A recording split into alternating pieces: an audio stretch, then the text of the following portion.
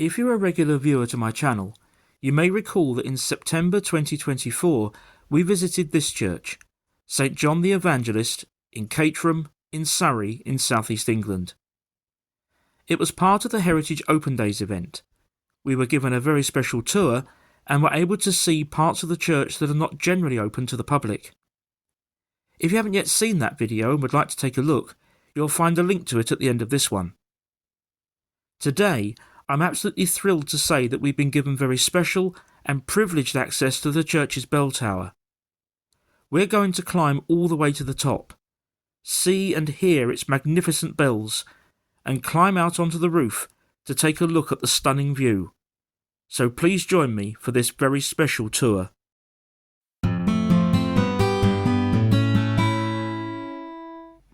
Okay, so we've come inside the church now, and some of this you may remember if you've seen the previous video. And as we come round, we'll be going up inside the tower through this doorway here, and initially up to this balcony. The balcony, as we shall see, provides a beautiful view down into the body of the church, and it's part of the room that houses the bell ropes. It's accessed via this magnificent spiral staircase. The walls of this first chamber are covered in what are called peal boards. These commemorate various significant events for which the peal of bells have been rung, often at great length. It's also worth noting that the present St John's Church was built in 1882, but the tower wasn't added for another 10 years. In addition, its single bell, the service bell, wasn't installed until 1911. However, all of that was to change in 1975, when the church received a peal of 8 additional bells. They all came from this church, St Mary at Lambeth, which still stands next to the palace of the Archbishop of Canterbury in London, but was deconsecrated in 1972. In addition to the bells themselves, the peal boards were also transferred to St John's at Caterham, and today hang proudly alongside their later additions. This is the oldest peal board, dating from the 1770s, but the oldest bell takes us even further back, to 1723, and was itself recast from an even earlier bell, dating from 1672. And here is that magnificent view from the balcony that I mentioned earlier. We've now come up into the next level, and this is where 8 of the church's 9 bells reside. Get a very interesting view right inside one of the bells there.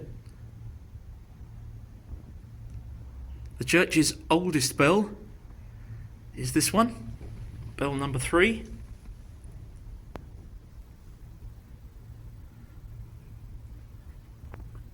And if we look around, we'll be able to see quite a bit of the mechanism as well. And just under here, you can probably see that that bell has been turned into the upright position, ready for ringing.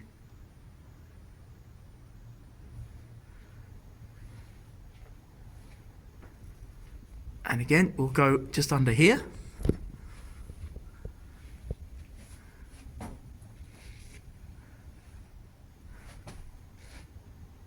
can probably see there, we've still got a lot more climbing to do. The entrance into this chamber also revealed some very interesting graffiti, left by some of the relatively small number of people who've been up here over the years. There are a significant number of graffiti dating from World War II, particularly 1940, such as the examples shown here. Their history is unknown, but it made me wonder if they might have been left by fire watchers, taking advantage of the church tower's height. The oldest graffiti that I could find was this one, dating from 1909, and therefore predating the installation of the service bell. We've now come up another level. This part of the climb not for the faint-hearted, vertical ladder there. But to orientate you, that's the oldest bell, which we saw just now. And the bell that we saw hanging upside down, which is the tenor, and weighs 1,700 weight, so getting on towards a ton, is this one here. And the smallest bell, the treble, is just there. And from this platform, we're now going to be going up here. However, before we do that, it's no coincidence that the church's largest bell has been left in the upright position. That's been done specially for us, so that we can not only hear, but also see it being rung.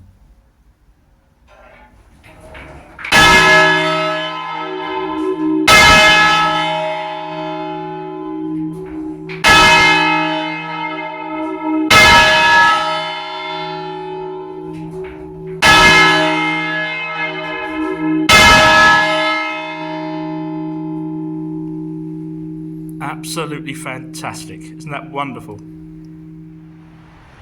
The latest part of our climb has brought us up to this level, which houses the church's service bell, which is just here.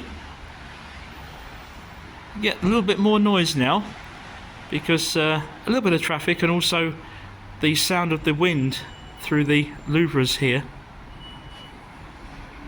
And the next part of our climb is going to take us up this wooden staircase to the platform just there. So, as I mentioned earlier, the service bell was specially made for St John's Church and installed here in 1911. It still sits in its own chamber above that of the other 8 bells that we saw just now. Its mechanism, which is also original, bears the name of Warner of London. John Warner and Sons, to give the company its full name, operated a bell foundry between 1739 and 1949. Warner bells can still be found all over the world today, including many famous locations, such as here in the Palace of Westminster Clock Tower in London, commonly known as Big Ben. No less than 4 of the bells in its famous chime were made by Warner. We're now looking down onto the top of the service bell. We've come up those stairs, and this last climb is going to bring us out onto the roof. There's the hatch we've just climbed through, and we are now up onto the roof, where we will get some absolutely fantastic views. I'll take you around all 4 sides carefully.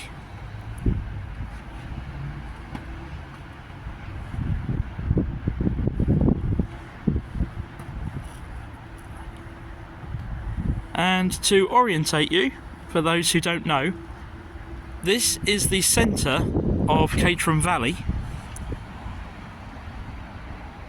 So from here you're looking in the general direction towards Croydon and then on towards London, obviously some miles off.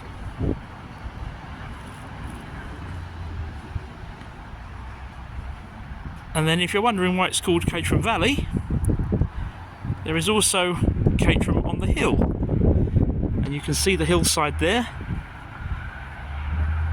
and the spire of St Mary's Church, which sits next to the ancient church of St Lawrence. And if you look on my channel, you'll find that I've done some videos there in the past as well. The church tower you can see there is the local URC church.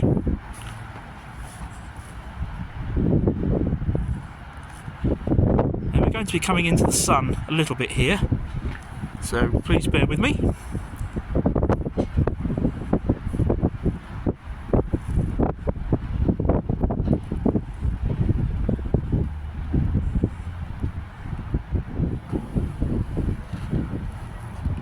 That's looking off in the general direction towards Godstone and heading south.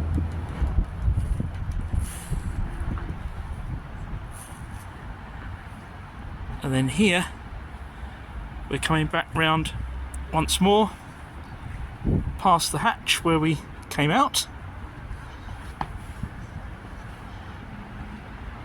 and over towards the view where we came in. So what a wonderful opportunity, and what a rare opportunity to make this climb and see this fantastic view from the tower of St John the Evangelist. Now we must begin our descent. Down the wooden steps and wooden platforms, down the ladders, and finally down the spiral staircase. Right, we have now made our way back down as far as the ringing chamber, which we saw on the way up. There we go, you'll recognise the ropes and the plaques. So as we take one more look across through the church, I'd like to say a very special thank you to Noel for giving us this very privileged access today and for showing us around. Thank you all very much indeed for watching. Please remember to like, subscribe and press the notification bell for more. Thank you again, and I will see you next time.